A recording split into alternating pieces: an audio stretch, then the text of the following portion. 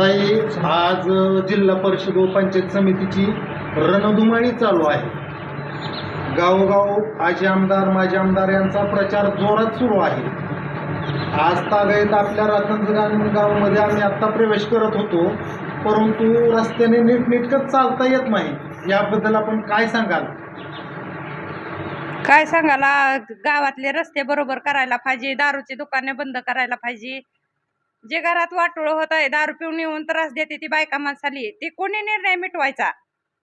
मग ही मिटला पाहिजे. तर हा निर्णय करण्यासाठी किंवा मिटवण्यासाठी आपल्याला हक्काचा माणूस तर पाहिजे. मग हक्काच्या माणसाला निवडून देऊ की आम्ही हे बंद केल्यावर?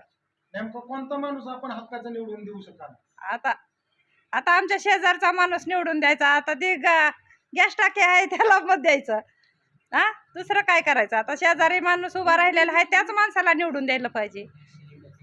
गॅस सिलेंडर बघा, सगळ्यांनी मिळून असंच हे करून ह्या माणसाला निवडून आणावे, हीच आपली सम्र विनंती आहे. मला सांगा, जर दारू बंद झाली तर हे गाव व्यवस्थित इथला तरुण निर्व्यसनी राहील असं तुमचं म्हणणं आहे. आणि हे जर आता जर निर्व्यसनी जर करायचं असेल तर या देशमुख मॅडमला निवडून द्यावं लागेल असं तुमची इच्छा आहे? हा, देऊ की निवडून, पण हे बंद झालं पाहिजे. हे बंद होत नाही. किती सगळ्याला आम्ही हे करून सांगितलंय, पण विनंती करून, पण तिथं काय कोण जाऊ शकत नाही का? तर ती बंदच होऊ शकत नाही. आज चांगल्या चांगल्या घरची माणसं दारू पिऊन फाशा घेऊन मेले, ती काय करायचं त्या घरच्या माणसांनी?